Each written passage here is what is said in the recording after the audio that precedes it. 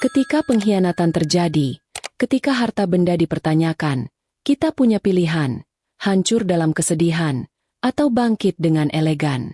Rina memilih cara kedua. Ia tunjukkan bahwa kekayaan sejati tidak perlu dipamerkan. Sebelum kita mulai lebih lanjut, yuk, tekan tombol suka, serta tombol subscribe agar tidak ketinggalan kisah menarik lainnya.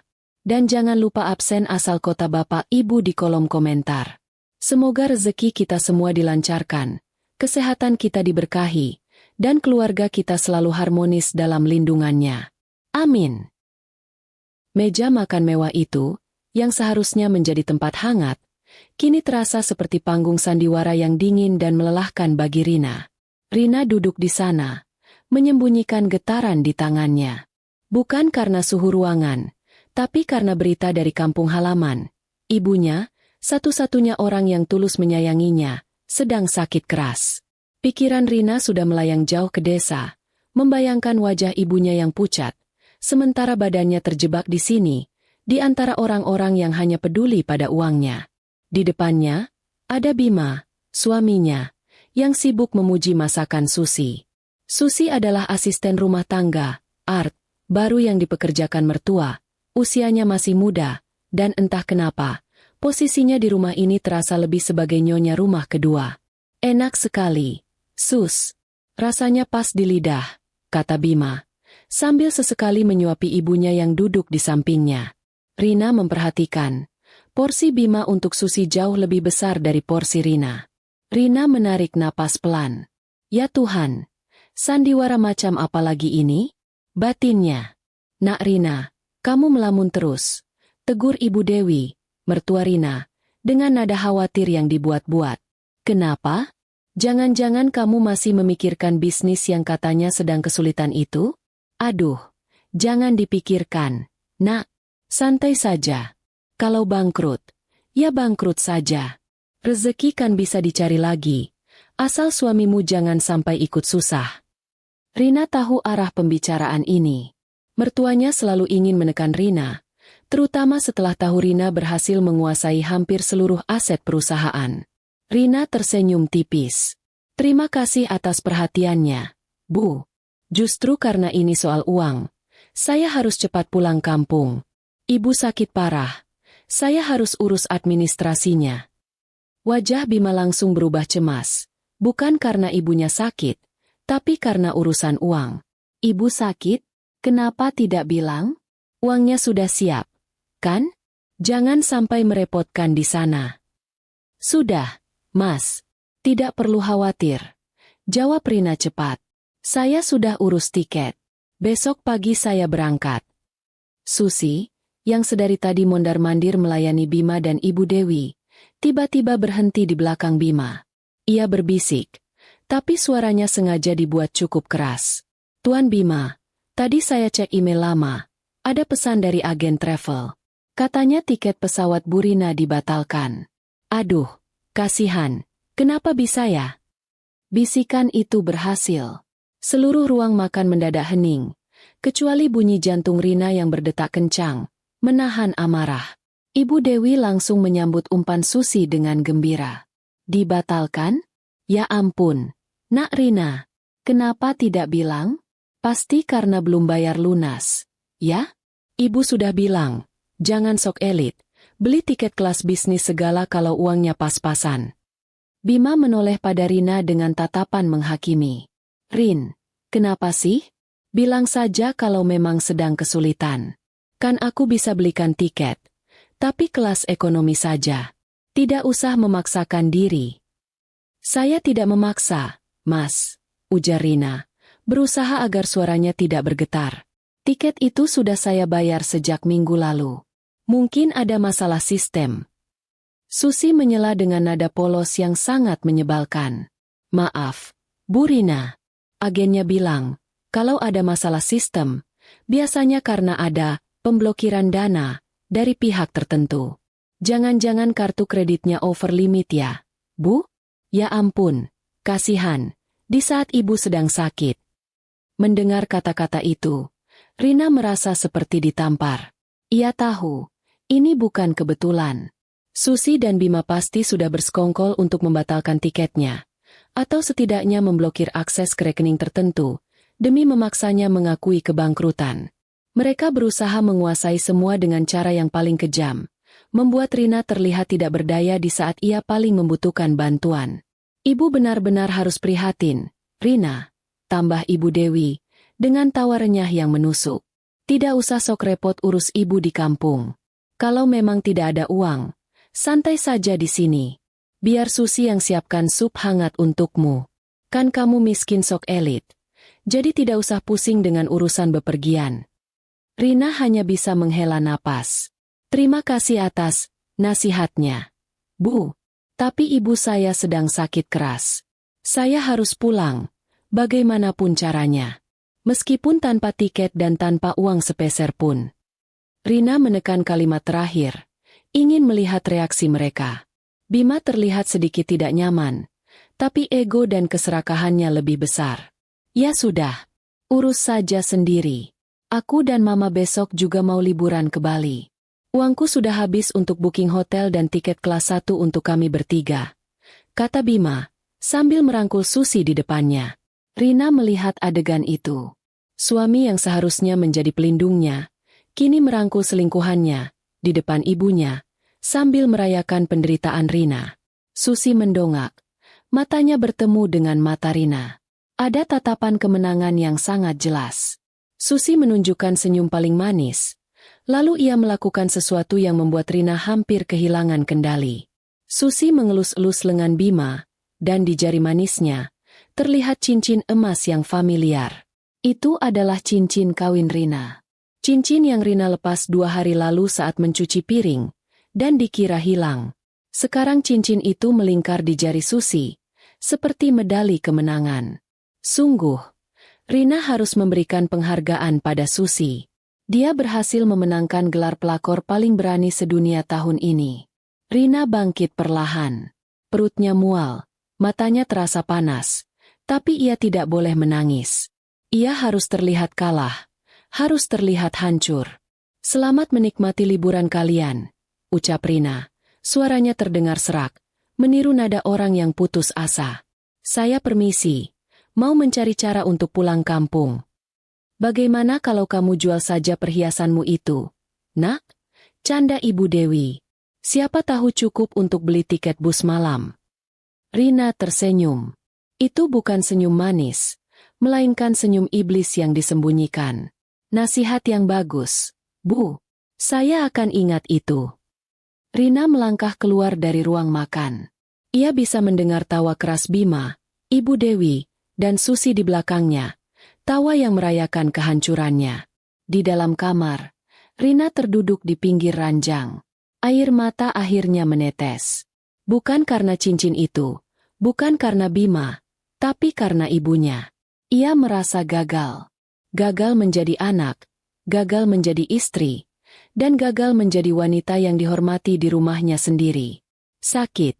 Ya Allah, sakit sekali, bisiknya. Tapi, kesedihan itu cepat berubah menjadi kemarahan dingin. Rina menyeka air matanya dengan kasar. Baik, kalian mau bermain api. Kalian mau melihat saya terpuruk. Ia berjalan menuju lemari, mengeluarkan kotak tua yang tersembunyi di balik tumpukan baju. Di dalamnya, ada kartu identitas, beberapa dokumen bisnis legal, dan sebuah telepon genggam yang sangat rahasia. Dia menatap ponsel rahasia itu. Ponsel yang hanya dipakai untuk berkomunikasi dengan tim inti yang mengurus aset terbesarnya, mayoritas saham dan kendali penuh atas sebuah maskapai penerbangan domestik terkemuka. Aku akan pulang. Aku akan urus ibuku. Tapi sebelum itu, aku harus pastikan, kalian tidak akan pernah lagi tertawa sepuas ini, gumam Rina. Rina menekan nomor di ponsel itu. Halo, aku Rina. Tolong siapkan semuanya. Aku butuh penerbangan khusus besok pagi. Dan pastikan tiket komersial atas nama Bima, Ibu Dewi, dan Susi hangus saat aku sudah di dalam. Aku ingin melihat mereka diusir di bandara. Rina tersenyum lebar. Senyum yang penuh rencana jahat. Ternyata, jadi, wanita miskin, yang sedang berduka itu jauh lebih mudah Terutama kalau kamu tahu, sebentar lagi kamu akan memegang kendali penuh atas langit yang mereka tumpangi. Malam itu, kamar tidur mewah yang seharusnya menjadi persembunyian Rina, terasa seperti penjara kaca yang dingin, tempat ia dipaksa melihat pantulan dirinya yang hancur. Rina duduk di sofa kulit, menatap cincin kawinnya yang kini melingkar di jari Susi, terpatri jelas dalam ingatan. Cincin itu bukan hanya sepotong perhiasan mahal, tapi simbol janji suci yang ia beli sendiri dengan uang hasil keringatnya. Dulu, Bima berjanji untuk setia dan melindungi, tapi malam ini, janji itu sudah berpindah tangan, melingkari jari seorang wanita lain di bawah atap rumah Rina. Perasaan terhina jauh lebih dalam daripada sekadar batalnya tiket pesawat. Tiket bisa dibeli lagi, tapi harga diri yang diinjak-injak di hadapan mertua dan pelakor itu, sulit sekali dicari gantinya. Ya Tuhan, setegak inikah mereka? Batin Rina, memejamkan mata erat-erat.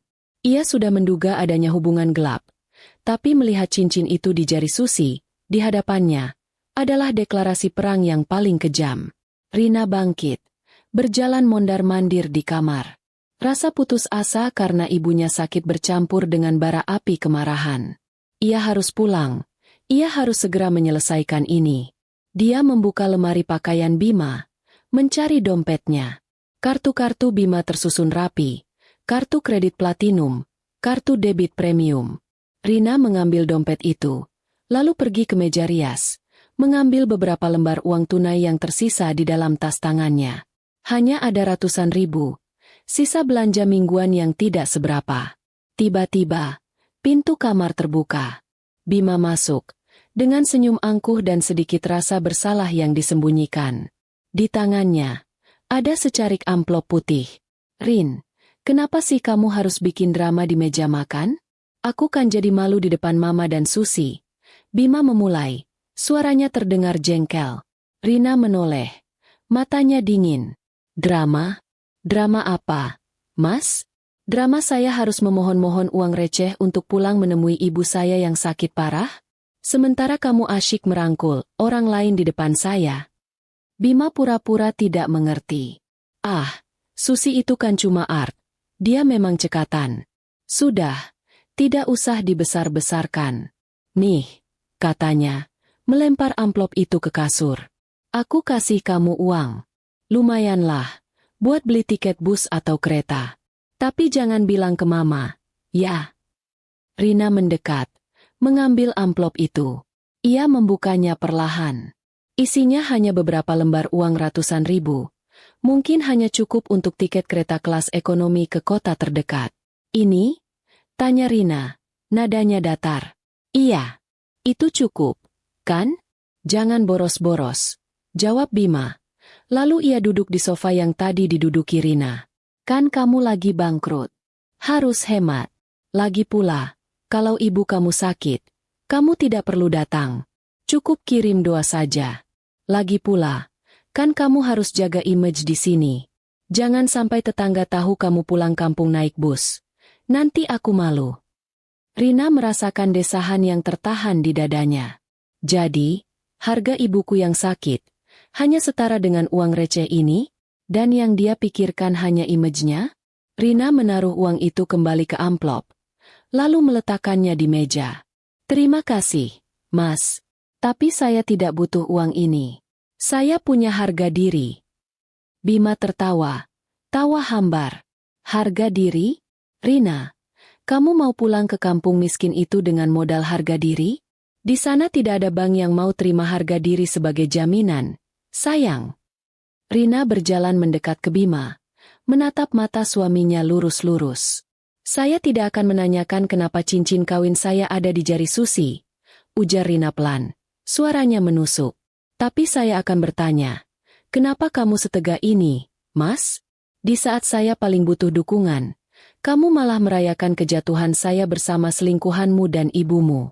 Apakah saya sebegitu tidak berharganya? Wajah Bima berubah tegang. Ia mencoba mengelak. Jangan mengada-ada. Rina, cincin apa? Susi kan cuma pinjam-pinjam. Kamu saja yang terlalu sensitif. Sudahlah, jangan menghancurkan suasana liburan kami besok. Liburan? Rina menaikkan alisnya. Di saat istri kamu harus berjuang untuk ibu kandungnya yang sedang sakaratul maut, kamu malah memilih liburan mewah ke Bali dengan uang yang seharusnya untuk biaya pengobatan. Bima berdiri, ekspresi marahnya kini lebih jujur daripada penyesalannya. Aku juga butuh liburan. Rina, aku sudah capek dengan semua drama bangkrutmu ini. Uang yang aku pakai itu hanya sebagian kecil dari jatahku. Lagi pula, kalau ibu kamu sakit, itu urusanmu, bukan urusanku. Aku sudah bayar untuk liburan ini, dan aku tidak akan membatalkannya demi urusan keluarga miskin di kampungmu. Kata-kata itu, keluarga miskin, seperti belati yang menembus jantung Rina. Ia ingat, dulu Bima selalu berjanji akan menghormati keluarganya, apapun latar belakangnya. Sekarang, di masa sulit, janji itu hanyalah sampah. Baiklah, Mas, kata Rina. Nada suaranya tiba-tiba menjadi sangat tenang, menyerupai hening sebelum badai. Saya mengerti sekarang. Selamat menikmati liburan. Mewah, kamu. Saya harap kamu menikmati setiap detik yang kamu habiskan bersama mereka. Rina mengambil tas tangannya, memasukkan ponsel rahasia itu ke dalam saku. Ia tidak butuh uang Bima. Ia hanya butuh waktu. Aku akan pergi besok pagi. Dan aku pastikan, aku akan terbang jauh lebih tinggi daripada yang bisa kamu bayangkan. Bisik Rina, nyaris tak terdengar, namun penuh makna ancaman. Bima hanya tertawa sinis, tidak menangkap makna di balik ketenangan Rina. Terserah, Rina. Mau naik bus, mau naik angkot, silakan.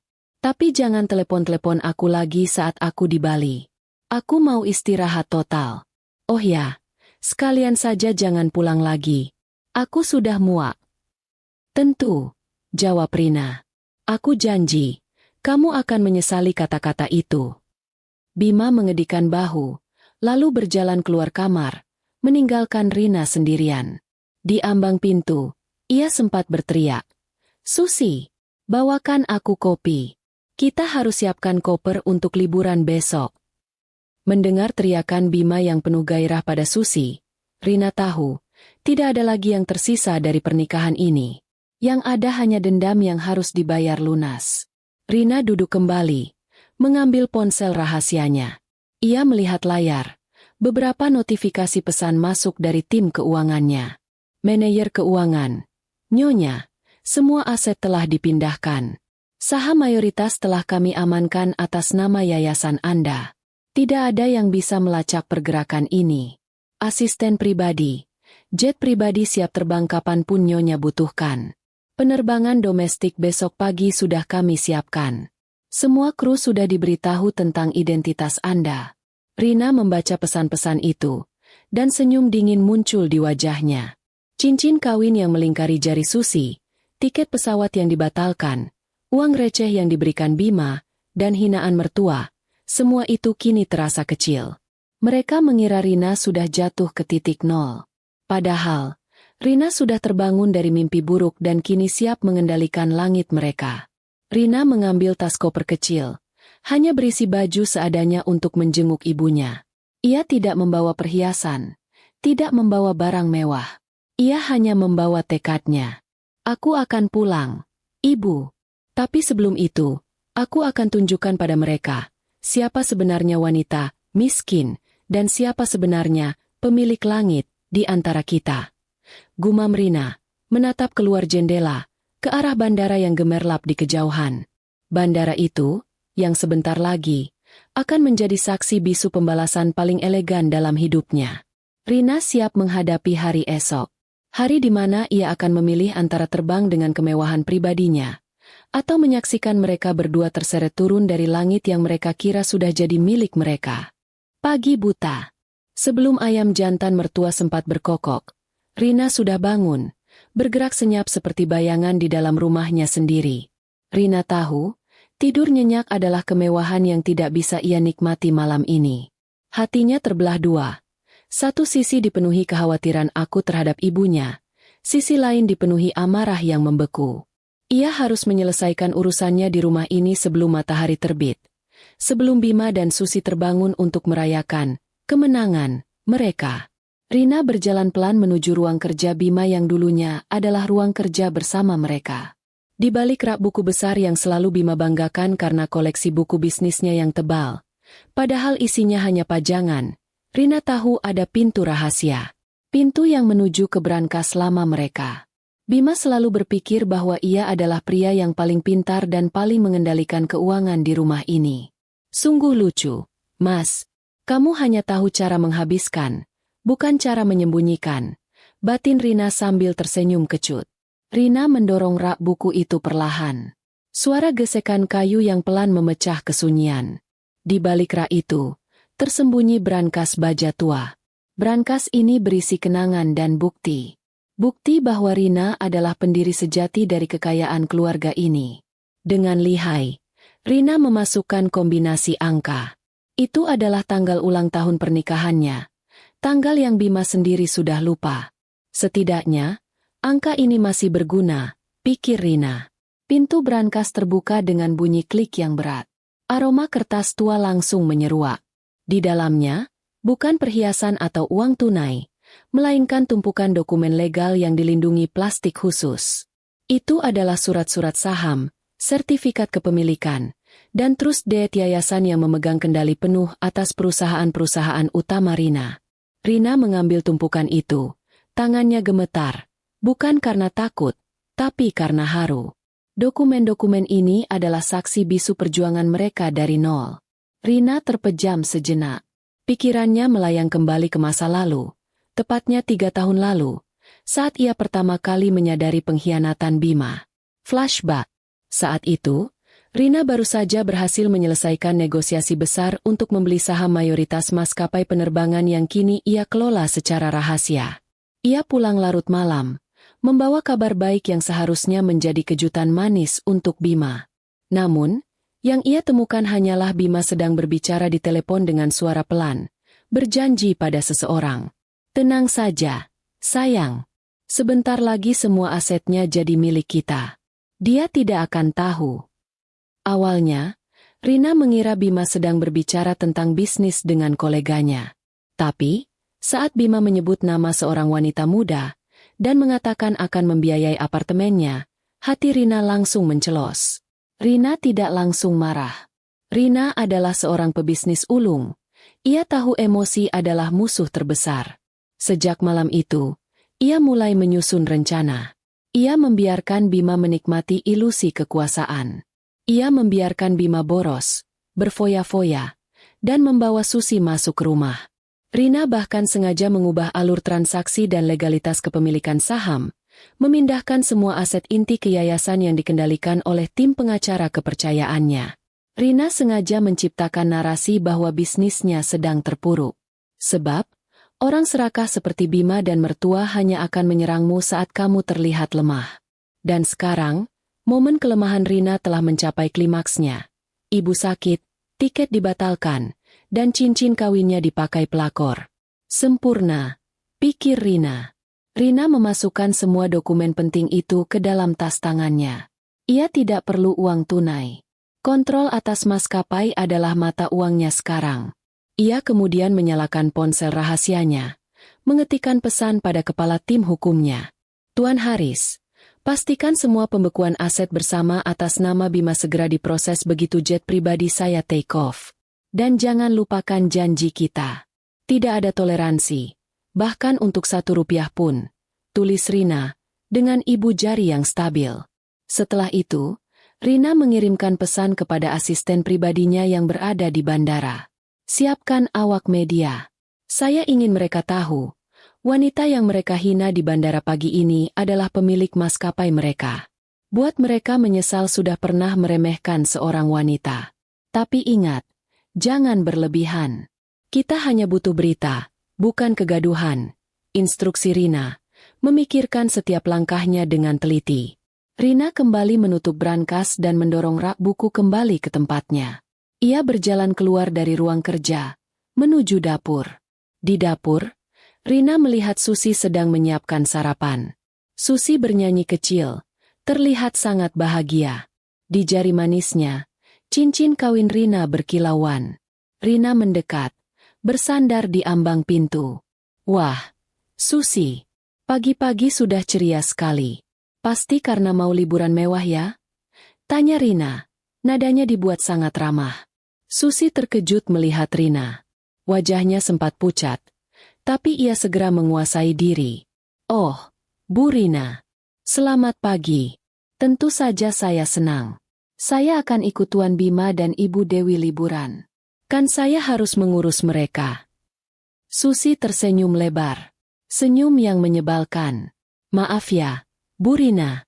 Kami tidak bisa membatalkan liburan kami hanya karena tiket Ibu dibatalkan. Nasib orang kan beda-beda. Ada yang harus naik bus untuk menjenguk orang sakit. Ada yang naik pesawat kelas 1 untuk bersenang-senang. Rina mengangguk-angguk. Betul sekali, Susi. Nasib orang memang beda-beda. Tapi, tahukah kamu, Susi? Nasib itu bisa berubah dalam 5 menit. 5 menit itu bisa mengubah kulihat menjadi ratu. Atau ratu menjadi pengemis. Susi tertawa meremehkan. Ah, Bu Rina ini ada-ada saja. Kenapa sih, Bu? Dari kemarin bicara soal miskin dan elit. Sudah, terima saja nasibnya. Saya doakan Ibu cepat dapat tiket bus ya. Biar cepat sampai di kampung. Terima kasih atas doanya, Susi. Jawab Rina. Pandangannya tertuju pada cincin di jari Susi. Saya juga doakan. Semoga liburan kamu kali ini adalah yang terakhir. Nikmati, ya. Susi tidak mengerti arti di balik doa Rina. Tapi ia hanya mengangguk bangga. Pasti, Bu. Saya akan nikmati sekali. Oh ya, saya sudah masukkan koper Tuan Bima dan Ibu Dewi ke mobil. Mereka sudah menunggu di depan. Saya permisi, Bu. Susi berjalan melewati Rina. Sebelum Susi mencapai pintu, Rina memanggilnya lagi. Susi, jangan lupa, jaga cincin saya itu baik-baik, ya. Barang berharga, loh. Susi menoleh, dengan wajah penuh kemenangan. Tentu saja, Bu. Saya akan menjaganya dengan baik. Anggap saja ini hadiah perpisahan dari Tuan Bima untuk Ibu. Rina hanya tersenyum. Senyum yang membuat bulu kuduk Susi merinding. Entah kenapa. Rina berjalan keluar rumah, melewati Bima dan Ibu Dewi yang sudah duduk manis di mobil mewah mereka. Wah, sudah mau pergi, Rina? Sapa Ibu Dewi, dengan nada mengejek. Cepat sana. Jangan sampai ketinggalan bus. Oh ya, Bima sudah belikan kamu beberapa mie instan untuk bekal. Itu ada di teras.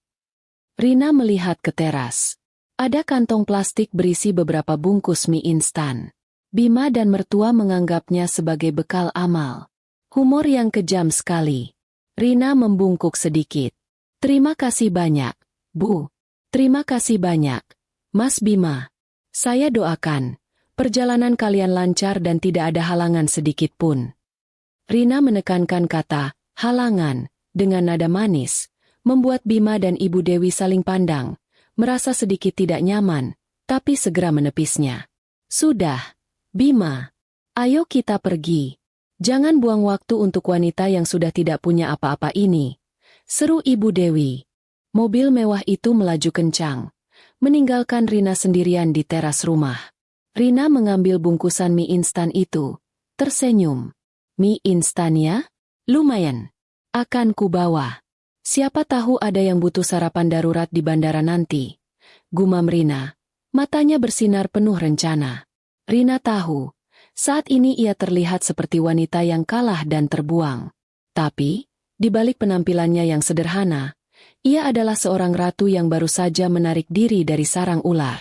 Dan sebentar lagi, ia akan menunjukkan kepada mereka, betapa kejamnya pemilik langit ketika dia memutuskan untuk membalas dendam.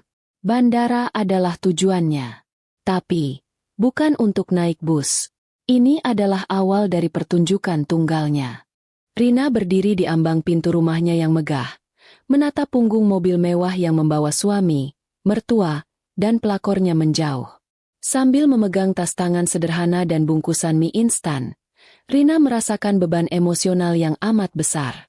Seharusnya, saat ini ia sudah berada di pesawat, melaju kencang menuju kampung halaman. Namun, ia malah berdiri di sini, terhina, ditinggalkan, dan dipaksa melihat kebahagiaan palsu orang-orang yang mengkhianatinya. Sabar, Rina. Ini baru awal. Rina mengingatkan dirinya sendiri. Dia melangkahkan kaki menuju mobil pribadinya yang terparkir di garasi. Mobil itu adalah salah satu aset yang sengaja ia biarkan atas nama bersama agar tidak menimbulkan kecurigaan. Rina mengemudi sendiri, meninggalkan kompleks perumahan elit itu tanpa menoleh ke belakang. Dia tidak tahu kapan akan kembali ke rumah itu, atau bahkan, apakah ia masih ingin kembali ke sana.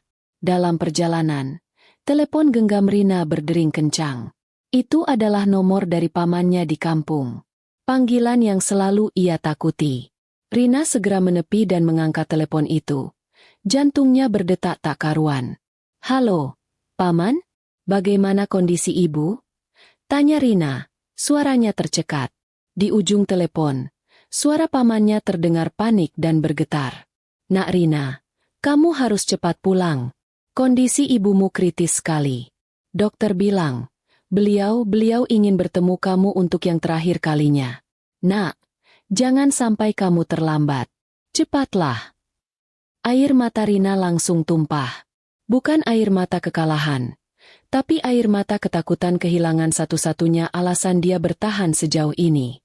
Ibunya adalah segalanya. Jangkar kehidupannya. Semua kekayaan, semua aset, terasa tidak ada artinya jika ia harus kehilangan ibunya.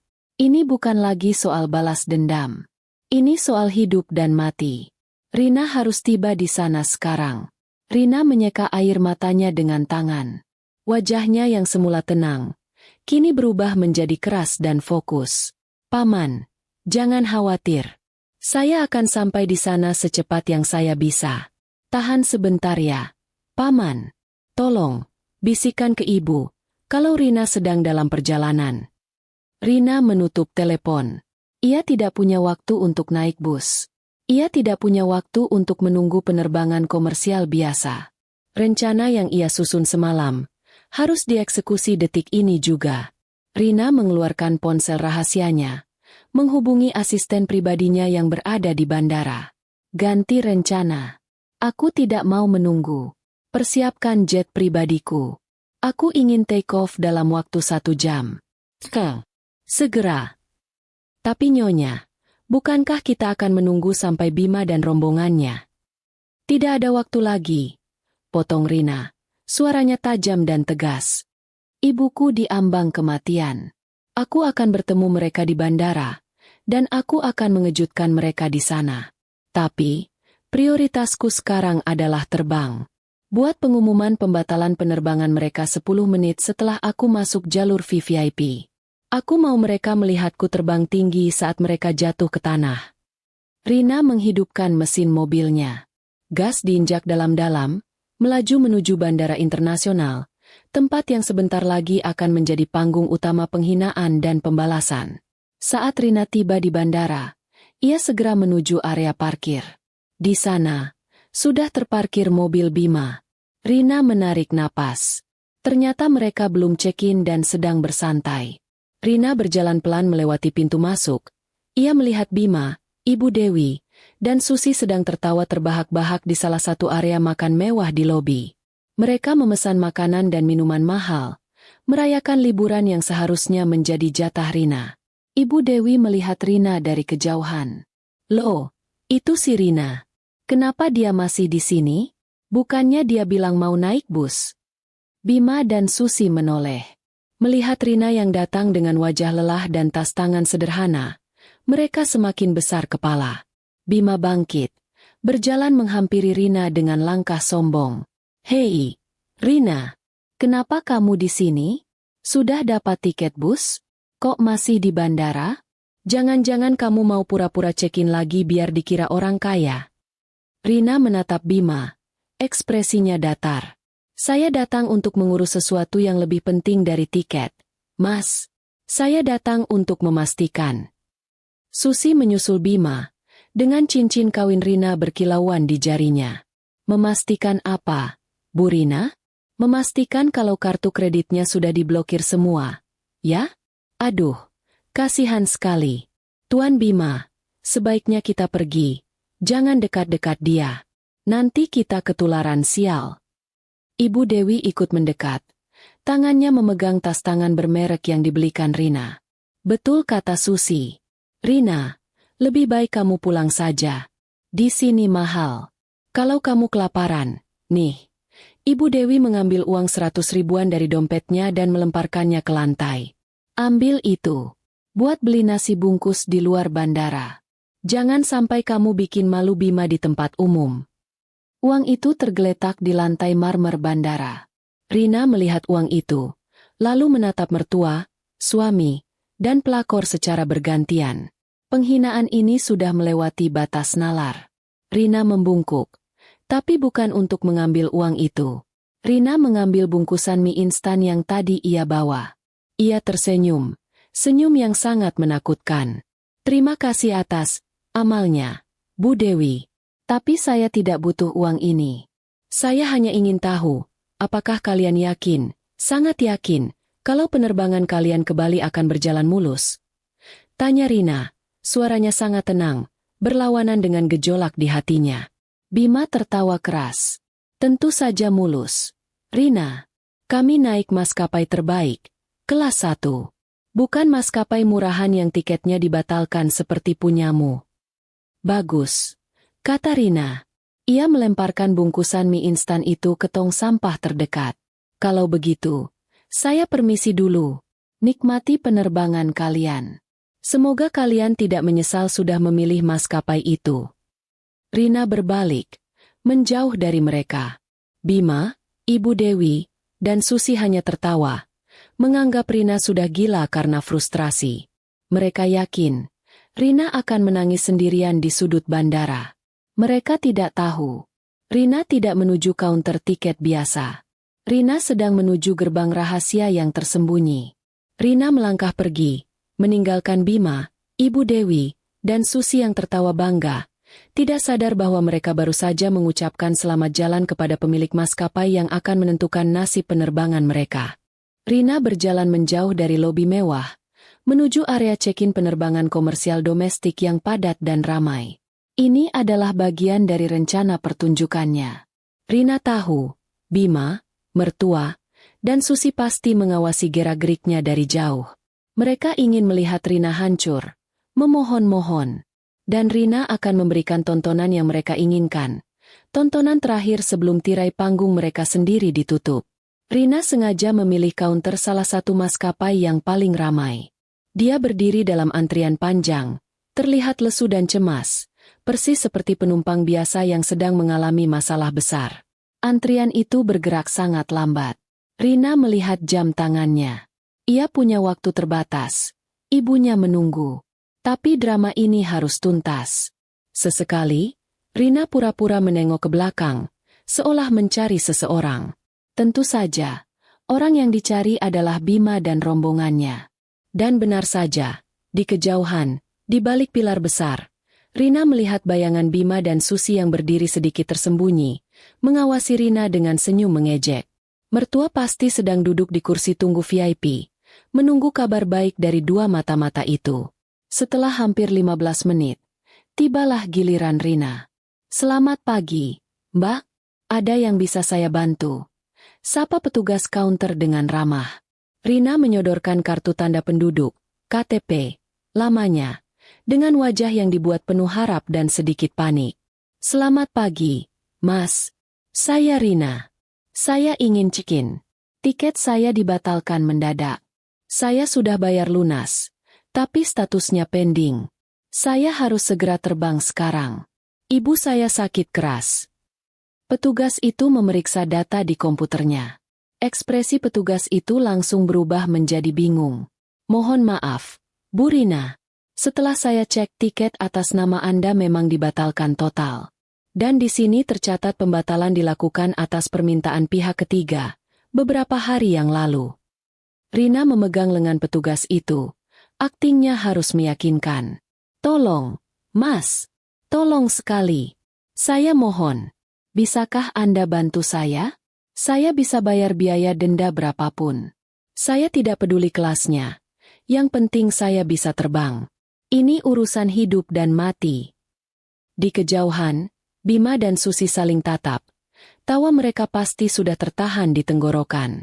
Lihat Rina. Dia hancur. Pasti itu yang ada di pikiran mereka. Petugas itu menggelengkan kepala. Tampak bersimpati tapi tidak berdaya. Saya benar-benar minta maaf, Bu Rina. Kami tidak bisa. Semua penerbangan penuh. Dan ini bukan masalah denda. Sistem sudah mengunci pembatalannya. Anda harus menghubungi pihak agen yang membatalkan. Rina menarik napas panjang. Ekspresinya berubah dari memohon menjadi benar-benar putus asa. Ia menundukkan kepala, membiarkan rambutnya menutupi wajah. Ia berdiam di sana selama beberapa detik, seolah sedang menangis. Ini adalah puncak aktingnya. Rina ingin Bima dan Susi melihat kekalahannya yang total. Ya Tuhan, apa yang harus kulakukan sekarang? Bisik Rina, cukup keras agar Bima dan Susi bisa membaca gerak bibirnya. Petugas itu akhirnya menyarankan dengan lembut. Mungkin Anda bisa coba maskapai lain, Bu? Tapi sepertinya hari ini semua padat. Atau, Anda bisa mencoba transportasi darat. Rina mengambil KTP-nya kembali. Ia mengucapkan terima kasih dengan suara yang sangat pelan dan serak, menyerupai tangisan tertahan. Ia berbalik, berjalan gontai, meninggalkan counter check-in yang ramai itu. Saat berjalan melintasi lobi, Rina memastikan jalannya melewati posisi Bima dan Susi. Bima tidak tahan. Ia berjalan menghampiri Rina. Wajahnya menyeringai. Gimana, Rina? Sudah dapat tiket ke surga? Tuh kan aku bilang, jangan sok elit. Mending kamu tadi ambil uangku, buat beli tiket kereta ekonomi. Susi berdiri di samping Bima, menyentuh lengan Bima manja. Cincin kawin Rina di jari Susi terasa mengejek. Sudahlah, Tuan Bima. Kasihan Bu Rina. Lagi banyak musibah. Mungkin dia butuh uang receh lagi buat beli minum.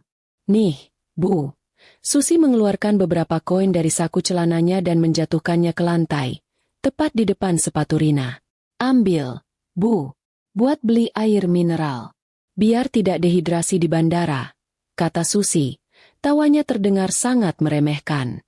Rina melihat koin-koin itu.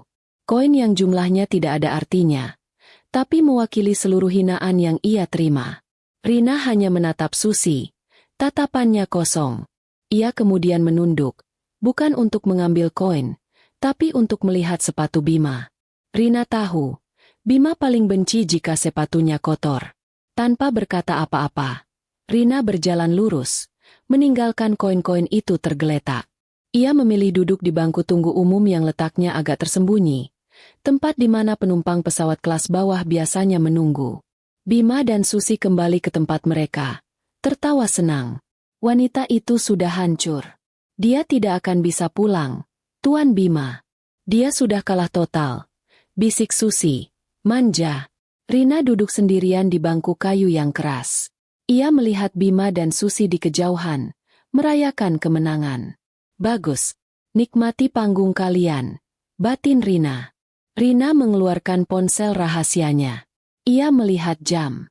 Waktu sudah menunjukkan pukul 9 pagi. Waktu yang tepat. Ia mengetikkan pesan pada timnya. Aku sudah berada di posisi. 5 menit lagi. Siapkan kedatangan tim VVIP di gerbang tersembunyi. Dan pastikan, mereka semua melihatku saat aku bangkit dari bangku ini. Rina menyandarkan kepalanya ke dinding. Ia memejamkan mata sejenak, menenangkan dirinya. Pikirannya kembali pada ibunya. Ibu, tunggu Rina sebentar lagi. Rina akan datang dengan cara yang paling terhormat. Setelah ini, tidak akan ada lagi yang berani menghina Rina dan keluarga kita, bisik Rina. Rina membuka matanya. Ekspresi putus asa sudah lenyap, digantikan oleh ketenangan baja. Pertunjukan pura-pura sudah selesai. Sekarang, waktunya pertunjukan sesungguhnya.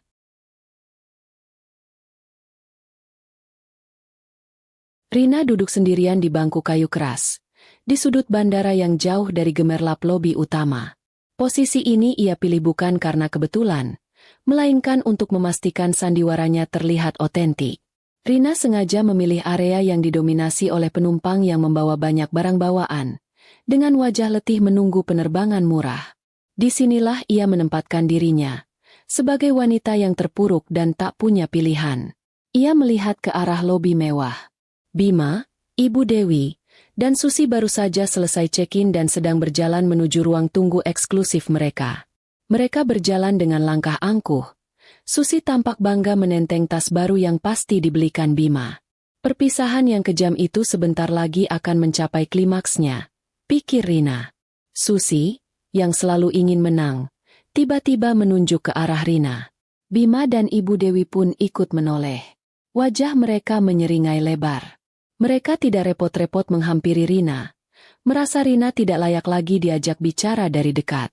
Ibu Dewi melambaikan tangan dengan gerakan berlebihan, seolah melambaikan tangan pada pengemis di jalan. Ia berteriak. Suaranya sengaja dikeraskan agar Rina mendengarnya jelas. Selamat tinggal, Nak Rina. Semoga kamu cepat dapat tumpangan. Jangan lupa, kalau naik bus, jendela harus ditutup rapat, ya, biar debunya tidak bikin kamu tambah dekil. Bima tertawa, lalu dengan gerakan pamer, ia mencium kening Susi tepat di depan mata Rina, seolah ingin menegaskan, peranmu sudah digantikan. Susi menyambut ciuman itu dengan manja, lalu ikut berteriak. Sampai jumpa di rumah ya, Bu Rina. Nanti saya akan video call dari kolam renang di Bali. Semoga Bu Rina tidak iri. Rina hanya menatap balik, tanpa emosi, tanpa air mata.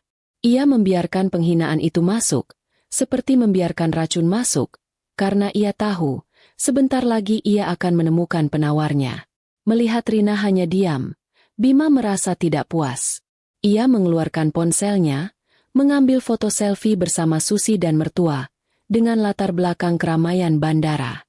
Rina yakin, foto itu pasti akan dikirimkan padanya, atau bahkan diunggah ke media sosial untuk mempermalukannya.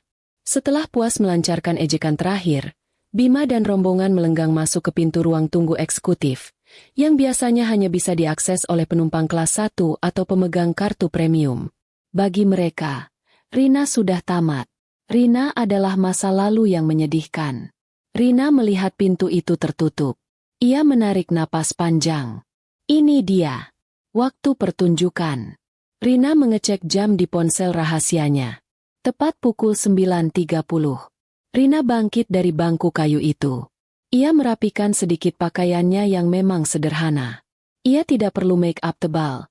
Ia hanya perlu aura. Aura seorang pemilik. Tiba-tiba, sebuah suara tegas dan hormat memecah kebisingan area tunggu itu. Permisi. Apakah Anda Nyonya Rina? Seorang pria bersetelan jas lengkap, yang terlihat seperti manajer bandara, didampingi dua staf keamanan berwajah serius, berdiri tepat di depan Rina. Pria itu tampak sangat rapi dan formal, sangat kontras dengan keramaian di sekitarnya. Beberapa penumpang yang duduk di dekat Rina langsung menoleh, terkejut melihat sosok formal itu berinteraksi dengan wanita berpenampilan biasa seperti Rina. Ya, saya Rina. Ada yang bisa saya bantu? Jawab Rina, suaranya tenang, sudah kembali ke mode bisnis. Pria bersetelan jas itu membungkuk sedikit. Gestur yang sangat jarang terlihat di area publik bandara. Mohon maaf atas penundaan ini, Nyonya. Kami baru saja menerima instruksi darurat. Kami diminta untuk segera mengantar Anda. Semua sudah siap. Jet pribadi Anda siap take off dalam 15 menit. Rina hanya mengangguk santai, seolah hal ini adalah rutinitas pagi. Namun, pengakuan itu, jet pribadi Anda, cukup untuk membuat beberapa pasang mata di sekitar Rina membelalak kaget. Manajer bandara itu kemudian menyerahkan sebuah kartu akses yang sangat eksklusif, berwarna emas hitam. Silakan, Nyonya. Kami akan mengantar Anda melalui jalur VVIP. Tolong ikuti saya. Rina mengambil kartu itu, lalu dengan langkah tenang dan berwibawa, ia berjalan mengikuti manajer bandara, meninggalkan bangku kayu dan area tunggu yang berisik. Perjalanan Rina tidak melalui jalur umum. Manajer bandara membawanya ke koridor tersembunyi, menuju sebuah pintu tanpa tanda yang dijaga oleh dua petugas keamanan bandara. Pintu itu persis di samping pintu masuk lounge eksekutif yang baru saja dimasuki Bima, Ibu Dewi, dan Susi. Saat Rina dan rombongan VVIP-nya berhenti di depan pintu tersembunyi itu, Tepat di seberang jendela besar, ia melihat bayangan Bima dan Susi yang sedang tertawa sambil menyesap kopi mahal mereka di dalam lounge. Rina mengambil jeda. Ia membetulkan sedikit kerah bajunya yang sederhana. Ia mengambil napas. "Tolong, Pak Manager. Tolong bukakan pintu VVIP ini. Sedikit lebih lambat." "Ya, saya ingin ada yang melihat saya masuk," pinta Rina, dengan senyum tipis yang penuh makna. Manajer bandara mengerti. Ia memberi isyarat kepada petugas keamanan untuk membuka pintu. Di balik kaca tebal ruang tunggu eksekutif, Bima, Ibu Dewi, dan Susi tiba-tiba berhenti tertawa. Mata mereka membelalak melihat Rina, wanita yang baru saja mereka hina, kini dihormati oleh manajer bandara dan sedang diantar masuk melalui jalur rahasia VVIP. Wajah mereka bertiga langsung pucat. Mereka tidak percaya dengan apa yang mereka lihat. Wanita yang dituduh, miskin sok elit, itu, kini masuk ke jalur yang bahkan mereka tidak punya aksesnya. Rina melirik ke arah mereka. Ia tersenyum, bukan senyum sinis, tapi senyum penuh kemenangan yang tersembunyi. Ia tidak berteriak, ia tidak perlu bicara. Tatapan matanya sudah mengatakan segalanya. Permainan ini belum berakhir.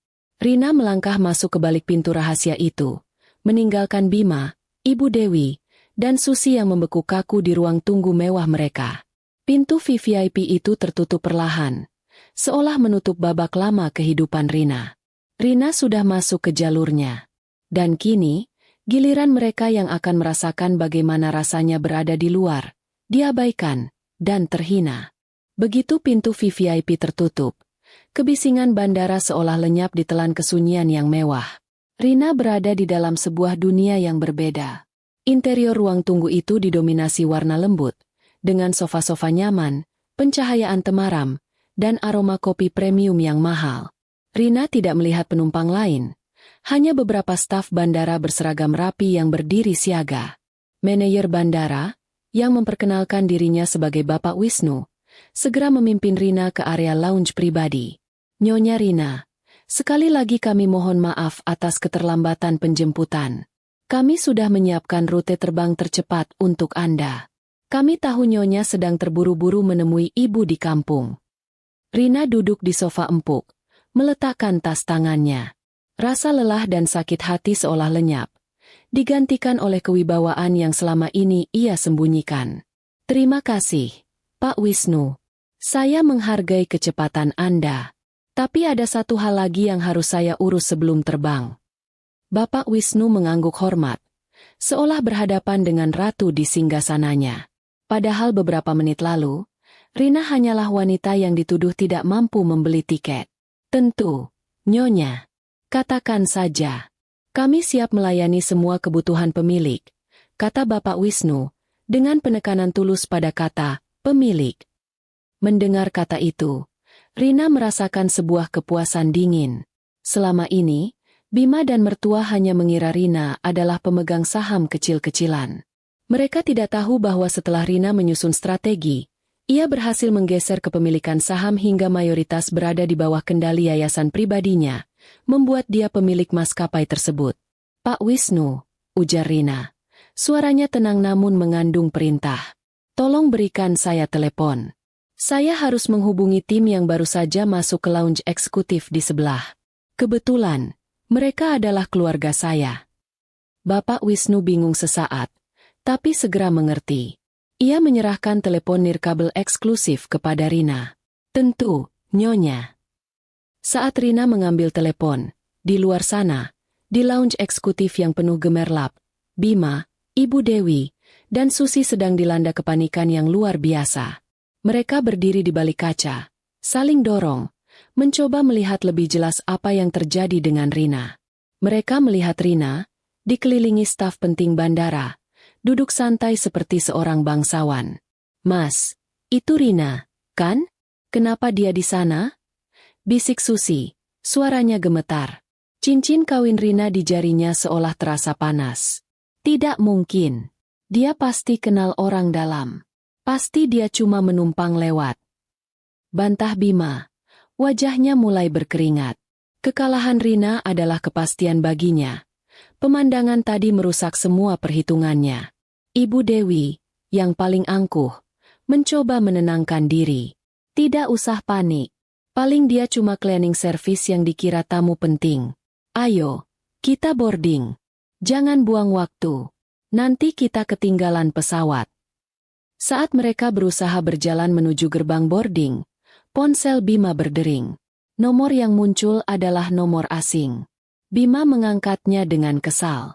Halo, siapa ini? Saya sedang buru-buru. Bentak Bima.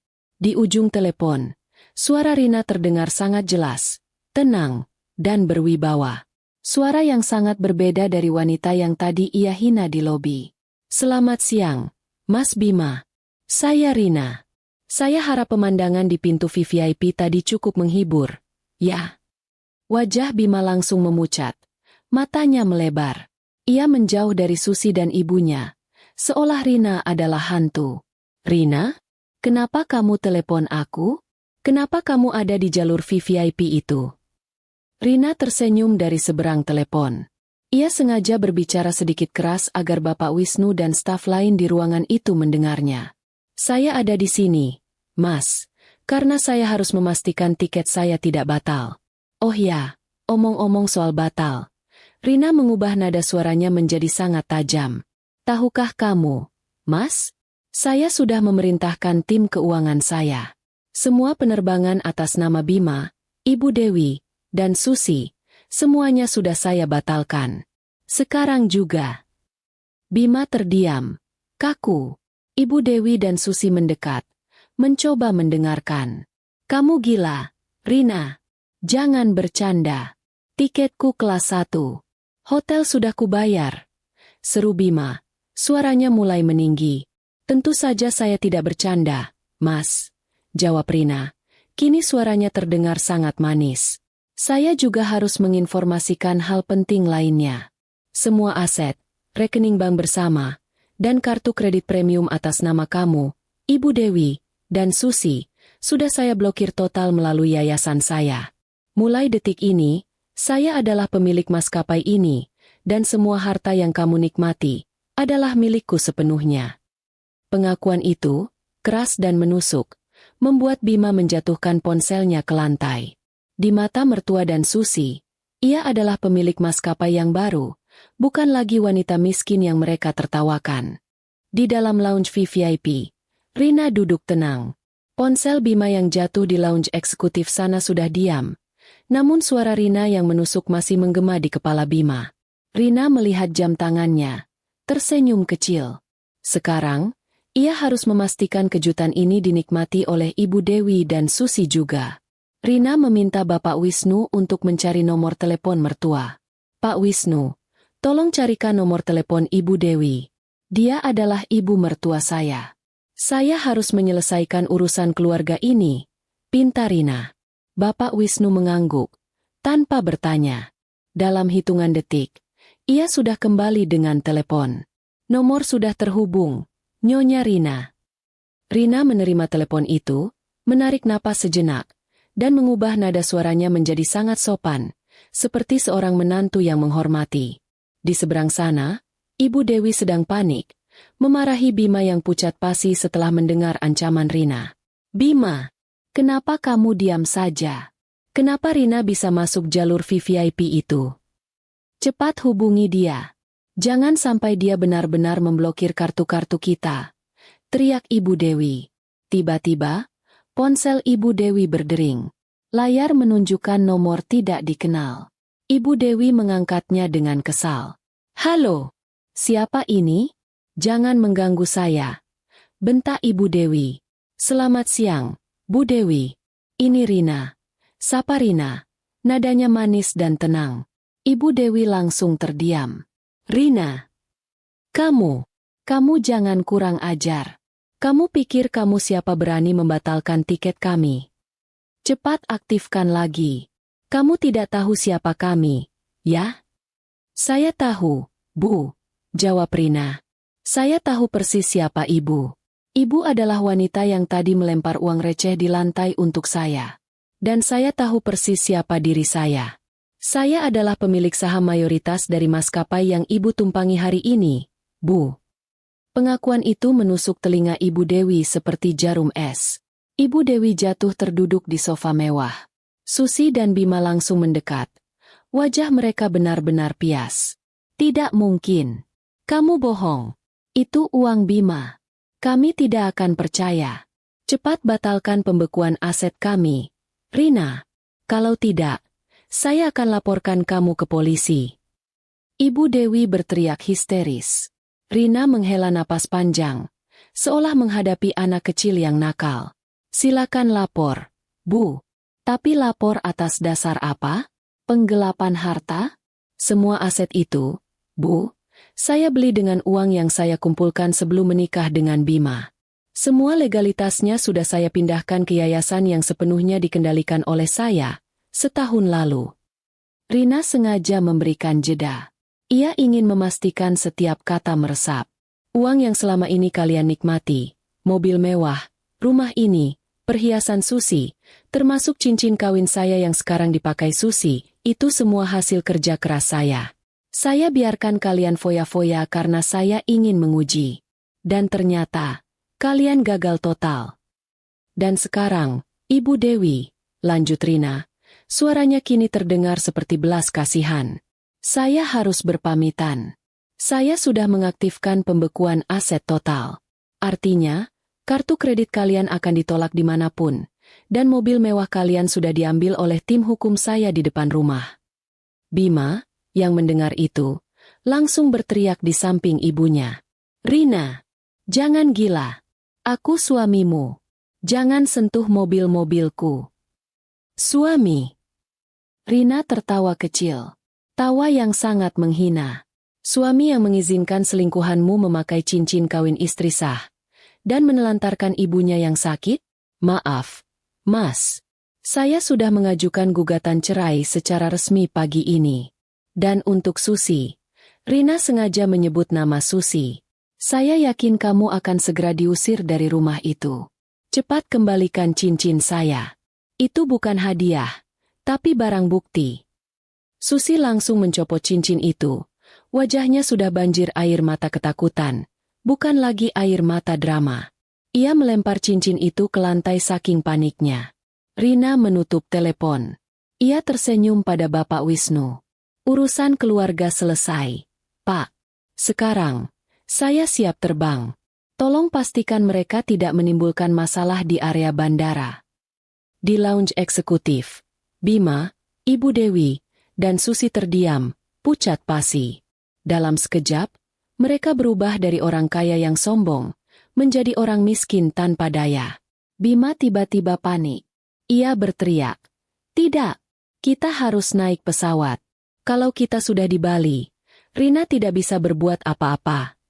Bima dan rombongan bergegas menuju gerbang boarding pesawat mereka. Mereka menunjukkan tiket kelas 1 mereka dengan bangga kepada petugas. Petugas itu memeriksa data, lalu menggelengkan kepala. "Mohon maaf, Bapak dan Ibu, penerbangan Anda, tujuan Bali, sudah dibatalkan total. Statusnya, pembatalan darurat oleh pemilik maskapai." Bima, Ibu Dewi, dan Susi saling pandang. Mereka sudah kehilangan segalanya. Bahkan harapan terakhir mereka untuk lari pun sudah dipotong oleh Rina. Rina, dari balik jendela VVIP yang gelap, menyaksikan semua drama itu. Ini adalah puncak pembalasan yang manis. Di gerbang keberangkatan pesawat menuju Bali, suasana mendadak kacau. Bima, Ibu Dewi, dan Susi berdiri di sana, dikelilingi oleh petugas keamanan bandara dan manajer gate. Setelah menerima kabar pembatalan dari petugas, Bima menjadi sangat emosional. Ia mencengkeram kerah baju petugas gate. "Tidak bisa. Tiket kami sudah sah. Kami bayar mahal. Jangan bohongi kami. Siapa yang berani membatalkan penerbangan kelas 1? Petugas gate yang berwajah tegang itu hanya bisa menjawab, "Maaf, Tuan. Ini adalah perintah langsung dari manajemen tertinggi. Ada masalah besar dengan status penumpang. Dan kami baru saja menerima laporan. Semua kartu kredit dan kartu debit yang Anda gunakan untuk transaksi di bandara ini sudah diblokir." Pengumuman itu langsung menarik perhatian penumpang lain yang sedang menunggu boarding. Ibu Dewi, yang merasa harga dirinya diinjak-injak, berteriak histeris. Tidak mungkin. Kartu kredit saya tidak pernah diblokir. Saya ini orang kaya.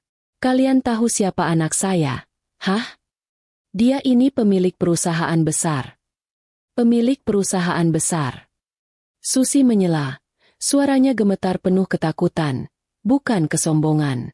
Bima, Rina bilang dia pemilik maskapai ini. Dia membatalkan penerbangan kita. Bima, yang tadinya marah, kini berubah pucat pasi. Ia menyadari sepenuhnya kebenaran kata-kata Rina. Kepemilikan saham itu benar-benar sudah berpindah tangan, dan Rina adalah musuh yang tak terduga. Seorang manajer penerbangan mendekat. Wajahnya terlihat tegas. Tuan Bima, berdasarkan instruksi resmi, kami harus meminta Anda, Ibu Dewi, dan Nyonya Susi untuk segera meninggalkan area boarding. Status Anda sudah tidak lagi terdaftar sebagai penumpang. Anda juga terancam ditahan karena mencoba mengganggu keamanan penerbangan. Tidak, aku tidak mau. Aku harus ke Bali. Semua sudah diatur. Raung Bima, kini benar-benar terlihat seperti orang gila. Petugas keamanan kemudian mengambil langkah maju. Dengan gerakan cekatan namun sopan, mereka mulai menggiring Bima, Ibu Dewi, dan Susi menjauh dari keramaian, diiringi bisikan dan tatapan penasaran dari penumpang lain. Momen itu adalah pemandangan yang paling memalukan dalam hidup mereka. Orang-orang yang tadi mereka remehkan, kini menyaksikan kehancuran mereka secara langsung. Dasar penipu. Orang miskin pura-pura kaya. Teriak seorang penumpang. Lihat, mereka diusir. Bisik penumpang lain, sambil merekam kejadian itu dengan ponsel mereka. Ibu Dewi, yang paling tidak bisa menerima kenyataan, terus meronta-ronta. Rina, ini pasti perbuatan Rina. Dasar menantu durhaka. Kami akan membalasmu. Susi, yang tadinya bangga, kini hanya bisa menutup wajahnya dengan tas mewah yang ia pegang. Ia tahu, masa-masa indah, mobil mewah, dan cincin kawin di jarinya sudah berakhir. Ia bukan lagi nyonya muda. Ia hanya seorang art yang kini ikut terseret dalam kejatuhan tuannya. Dari balik kaca tebal di lounge VVIP, Rina menyaksikan semuanya. Ia tidak tertawa. Wajahnya tetap tenang, tapi di dalam hatinya, ia merasakan kelegaan yang luar biasa. Rina melihat Bima yang kini tampak sangat kecil dan menyedihkan di antara petugas keamanan. Pria yang tadi pagi meninggalkannya, meremehkan penderitaannya, kini mengalami penderitaan yang jauh lebih besar dan disaksikan oleh banyak orang. Bapak Wisnu, yang berdiri di samping Rina, berbisik perlahan. Nyonya, tim keamanan kami akan memastikan mereka meninggalkan area bandara tanpa insiden. Dan tim hukum Nyonya sudah menunggu di kantor kepolisian terdekat untuk mengamankan aset-aset yang tersisa. Rina mengangguk.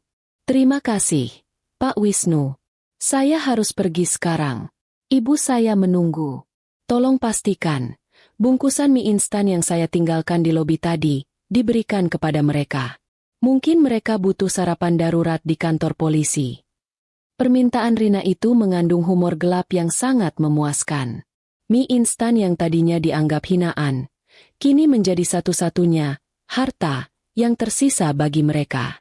Rina berdiri. Waktu sudah mendesak. Ia tidak bisa berlama-lama merayakan kemenangan, karena ada hal yang lebih penting di kampung halaman.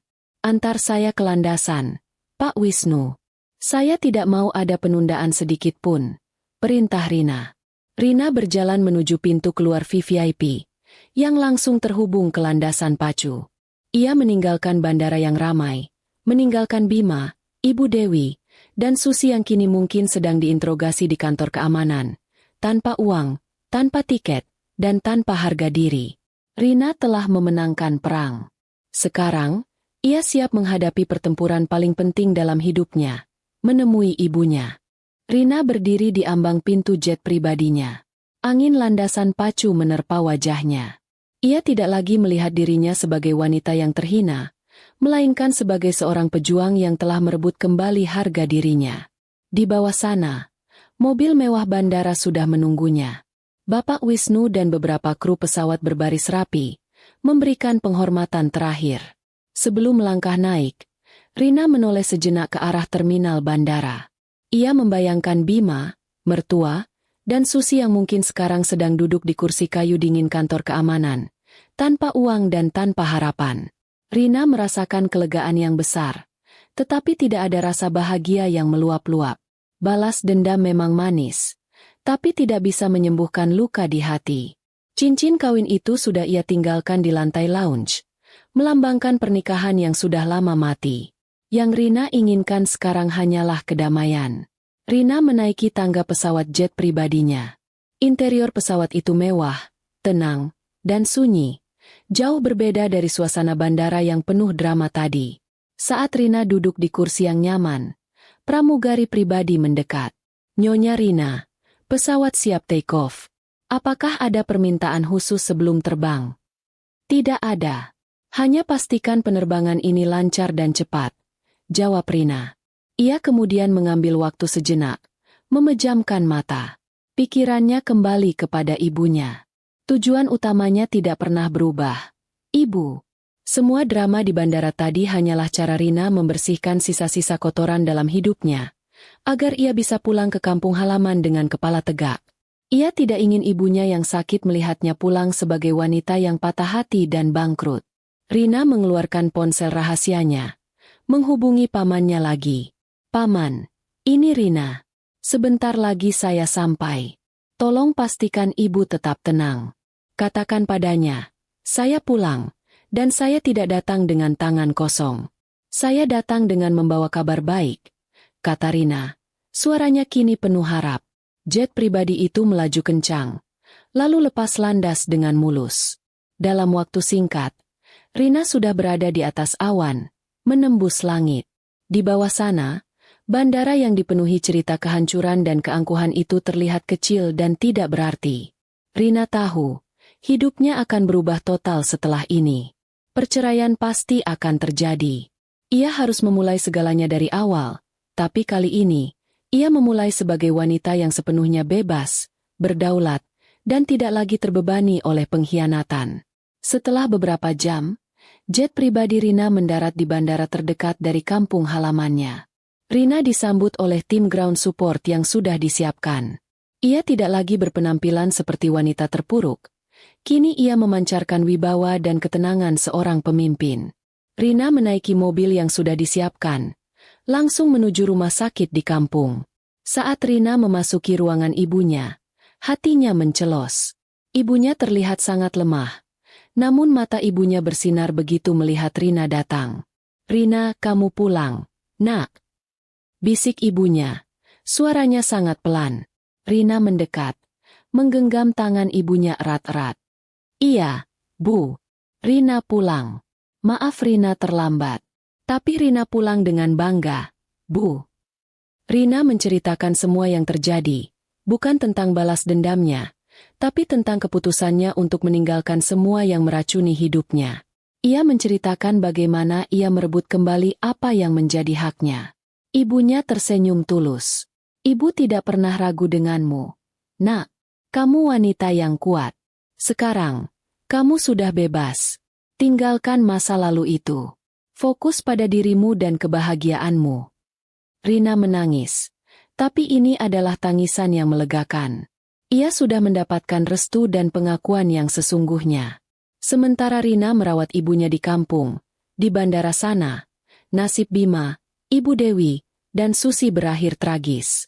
Mereka dijemput oleh petugas kepolisian untuk mempertanggungjawabkan aset-aset yang diblokir dan potensi gugatan cerai Rina.